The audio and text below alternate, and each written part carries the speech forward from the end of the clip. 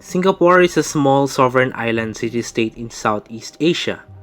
It is well known for its economic prosperity in highly urbanized society. It is a thriving global financial hub and described as one of Asia's economic tigers. One of the questions surrounding Singapore is how did it exist and how it managed to become what it is today. It could have been easily absorbed by its larger neighbor like Malaysia, right? Well, all paths led to history, and we will explore Singapore's long history. The history of Singapore mostly begins when a prince from Srivijaya landed on a settlement called Tumasik, meaning sea town or seaport, on a hunting trip and is said to have sighted a lion, which is time for him to settle it, giving the name Singapura or Lion City in Sanskrit. And he incorporated it to the kingdom with the same name. The Mongol Empire would then send a trade delegation, which is a sign that the Chinese are interested in Singapura or even interested enough to settle it. One of the reasons why this region is particularly attractive for traders is geography, as Singapore and Malacca Strait serve as a choke point between the Indian Ocean and the South China Sea, making it one of the busiest shipping routes. Anyways, the kingdom of Singapura wouldn't last long because after Srivijaya had declined, the Java-based Majapahit in the south and Siam, nowadays called Thailand, in the north, saw the Malay Peninsula as a good addition to its territory.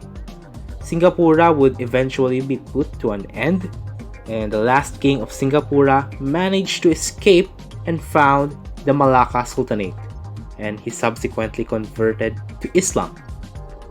The Malacca Sultanate would control Singapore, and it would have been a golden age as Malay became the lingua franca. But all of these would be put to an end when the Portuguese explorers showed up. They destroyed the settlement in Singapore in 1613, and the island was depopulated and became obscure for the next 2 centuries. But it was nominally part of the Johor Sultanate, founded after the fall of Malacca. By this point, the European explorers have expanded their influence in the Malay archipelago, in which the Dutch would eventually displace the Portuguese. The status of the area didn't change until Napoleon happened. Well, this doesn't mean Napoleon showing up in a random Malay area, but the Netherlands' subsequent incorporation into Napoleon's empire sought the attention of the British, and they were able to challenge the Dutch presence in the region. In 1818, Sir Stamford Raffles wanted to establish a British presence at the Straits of Malacca, and he convinced the British East India Company to support his expedition. The main reason is that the Strait of Malacca is the main passageway between India and China, and the British really like money. Singapore was still nominally part of the Johor Sultanate, so Raffles made a deal with the Sultan of Johor to sell the island to the East India Trading Company, which they agreed to. And this solidified Singapore as a British settlement and was joined with Malacca and Penang to form the Straits Settlements. The Dutch were initially not that keen on having Singapore under British influence, but they couldn't exactly challenge the most powerful maritime empire by that point. Raffles implemented policies that would develop the settlement, such as attracting maritime traffic by making it a free port, and most importantly, attracting migrants from different corners of the world, such as Malay, Indian, and most notably, Chinese. Slavery was also abolished, and heavy taxes were imposed on some stuff, like opium and alcohol. In 1867, due to concerns regarding the administration, Singapore was elevated to a crown colony. By this point, the Suez Canal has opened, which effectively encouraged even more maritime traffic, immigration, and subsequently more income. It was during British rule when different communities were starting to form a very diverse ethnic population, with the Chinese community gaining a hot seat. The multicultural nature of the country would also later develop its own national identity. During the 1911 revolution, which saw the end of the Qing dynasty in China, many Chinese in Singapore were empowered by its nationalist and republican ideals, but the Chinese elite there was largely loyal to Britain. After World War I, Britain spent a lot of resources on building a naval base counter to the growing Japanese influence, and it is pretty formidable. And after its completion in 1939 and the outbreak of World War II, the British were confident that it could defend Singapore. But there was one massive problem: the fleet.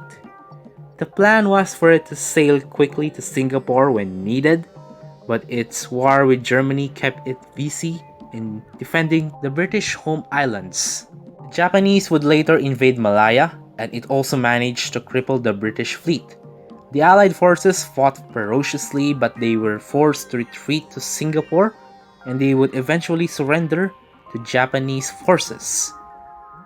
Singapore was occupied by Japanese forces and promptly imposed harsh measures on its population.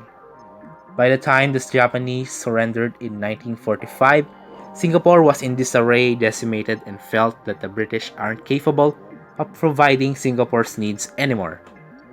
Britain started to gradually grant Singapore local autonomy over the years, and by 1959, Singapore was fully self-governing under the People's Action Party, which was headed by a certain Lee Kuan Yew.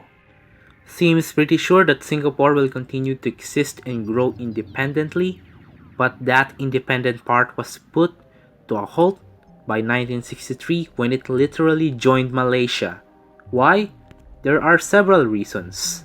First, Singapore's PAP leaders believe that Singapore's future lies with Malaysia. They felt that the historic and economic ties between Singapore and Malaya were too strong for them to continue as separate nations. Second, Singapore will have greater opportunities for improving its economy by integrating with a larger neighbor. Third, Singapore is poor in natural resources. And lastly, they are fearful of communist insurgency, and that's because they don't really like communism. Now, if you person would suggest that this union will have problems, then you person are correct.